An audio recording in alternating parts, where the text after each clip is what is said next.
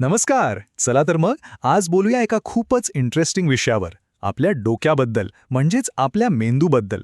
तुम्ही molecular biologist John मेडिना यांचं brain rules हे पुस्तक ऐकलंय का? त्यांनी आपल्या मेंदूची कार्यपद्धती आणि त्याची क्षमता कशी वाढवायची यावर काही भन्नाट गोष्टी सांगितल्या आहेत आणि आज आपण त्याच समजून घेणार आहोत. कधीकधी असं वाटतं ना की यार आपल्या या मेंदूसोबत एक युजर मॅन्युअल मिळालं असतं तर काय बरं झालं असतं. म्हणजे त्याचा बेस्ट वापर कसा करायचा हे अगदी नेमकं कळलं असतं. तर ब्रेन रूल्स हे पुस्तक नेमकं तेच काम करतं असं समजा. तर मग आजच्या या भागात आपण काय काय पाहणार आहोत. सगळ्यात आधी आपण मेंदूच्या युजर मॅन्युअलची ओळख करून घेऊ. मग बघूया की त्याची काळजी कशी घ्यायची. त्यानंतर शिकण्याचे काही महत्त्वाचे नियम, प्रत्येकाचा मेंदू कसा वेगळा असतो हे, आणि शेवटी आपण स्वतःचेच सायंटिस्ट कसे बनू शकतो हे जाणून घेऊया. चला तर मग सुरू करूया आपल्या पहिल्या भागापासून, मेंदूचं युजर मॅन्युअल. जॉन मेडिना यांनी काय केलंय तर विज्ञानाच्या आधारावर असे 12 नियम सांगितले आहेत. हे नियम आपल्याला एक स्मार्ट आणि हेल्दी आयुष्य जगायला मदत करतात. बघूया तरी काय आहेत हे नियम. आपल्याला काय वाटतं, आपला मेंदू कशासाठी बनलाय? ऑफिसच्या क्युबिकलमध्ये किंवा क्लासरूममध्ये शांत बसून काम करण्यासाठी? अजिबात नाही.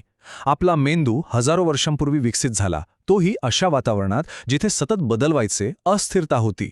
थोडक्यात बाहेरच्या जगात टिकून राहण्यासाठी आणि तिथल्या समस्या सोडवण्यासाठी तो तयार झाला. म्हणजे हालचाल आणि जुळवून घेणं हे त्याचं मूळ डिझाईन आहे.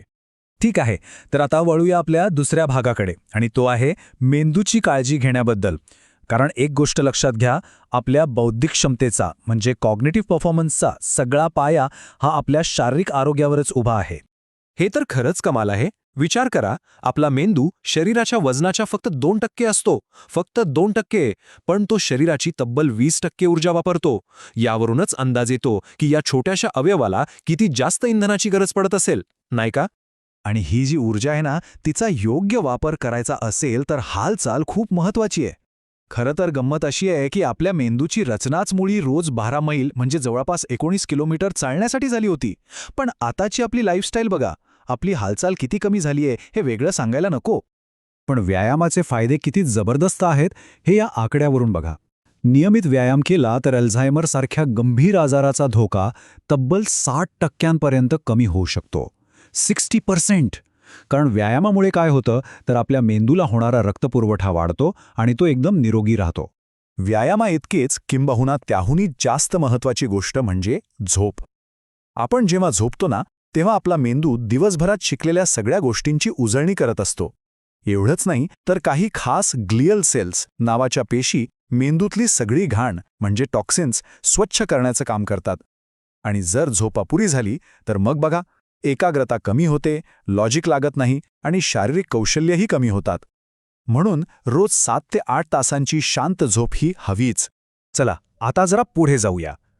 तिसरा भाग आहे शिकण्याच्या नियमांबद्दल. म्हणजे आपला मेंदू माहिती कशी घेतो, ती डोक्यात कशी टिकवून ठेवतो आणि काही गोष्टी तो का विसरतो हे सगळं समजून घेऊया. एकदम साधं सरळ सत्य आहे, ज्या गोष्टी कंटाळवाण्या असतात तिकडे आपलं लक्ष लागत नाही, बरोबर? आपल्या मेंदूचा जो अटेन्शन स्पॅन आहे ना, तो फक्त 10 ते 15 मिनिटांचा असतो, फक्त तितकाच. म्हणूनच जर काही शिकायचं असेल किंवा शिकवायचं असेल तर ते इंटरेस्टिंग असलं पाहिजे. असं काहीतरी जे आपल्याला भावनिकदृष्ट्या गुंतवून ठेवेल. शिकण्यामध्ये ना आपल्या डोळ्यांचा म्हणजे दृष्टीचा वाटा सर्वात मोठा असतो. अल्बर्ट मेहराबियन यांचा एक अभ्यास आहे, तो काय सांगतो बघा. जेव्हा आपण संवाद साधतो तेव्हा शब्दांना फक्त 7% महत्त्व असतं, फक्त 60%. आवाजाच्या टोनला 38% आणि चेहऱ्यावरच्या हावभावांना तब्बल 55% महत्त्व असतं. याचा सरळ अर्थ काय तर आपण जे पाहतो त्याचा आपल्यावर सर्वात जास्त परिणाम होतो. बरं, आपली मेमरी म्हणजे स्मरणशक्ती ती नक्की काम कशी करते? तर याचे ना 4 मुख्य टप्पे आहेत. पहिला आहे एन्कोडिंग, म्हणजे माहिती आपल्या डोक्यात जाते कशी. दुसरा आहे स्टोरेज, म्हणजे ती कुठे साठवली जाते. तिसरा रिट्रीव्हल, म्हणजे आठवायच्या वेळी ती परत सापडते कशी. आणि चौथा फॉरगेटिंग, म्हणजे काही गोष्टी आपण का विसरून जातो. मग प्रश्न येतो की आपली मेमरी शार्प कशी करायची. त्यासाठी खूप महत्त्वाचा नियम आहे. जर एखादी गोष्ट आपल्याला कायमची लक्षात ठेवायची असेल तर ती माहिती हळूहळू घ्यायची आणि ठराविक वेळेच्या अंतराने तिची उजळणी करत राहायची. याच टेक्निकला स्पेस्ड रिपिटेशन असं म्हणतात. खूप प्रभावी आहे. ओके, आता येतोय आपला चौथा भाग, आणि हा खूप इंटरेस्टिंग आहे. प्रत्येकाचा अनोखा मेंदू. एक गोष्ट कायम लक्षात ठेवायला हवी. या जगात कोणतेही दोन मेंदू अगदी तंतोतंत सारखे नसतात. प्रत्येकाचा मेंदू युनिक असतो. प्रत्येकाच्या मेंदूची वायरिंग ही त्याच्या जेनेटिक्स आणि त्याला आलेल्या अनुभवांमुळे पूर्णपणे वेगळी असते. एक उदाहरण बघूया.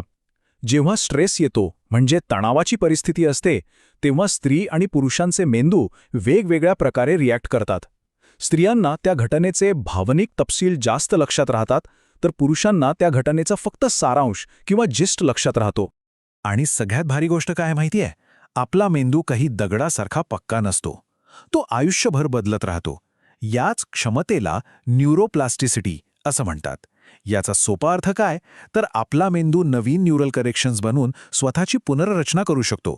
म्हणजे आपण जे काही करतो, जे काही नवीन शिकतो, त्याने आपल्या मेंदूची वायरिंग अक्षरशः बदलत जाते. कमाल आहे ना? चला आता आपण आलो आहोत आपल्या शेवटच्या भागाकडे, स्वतःचे शास्त्रज्ञ बना. कारण मुळातच आपला मेंदू हा खूप जिज्ञासू आहे. त्याला नैसर्गिकरित्याच आजूबाजूच्या जगाबद्दल जाणून घ्यायचं असतं, नवीन गोष्टी शोधायच्या असतात.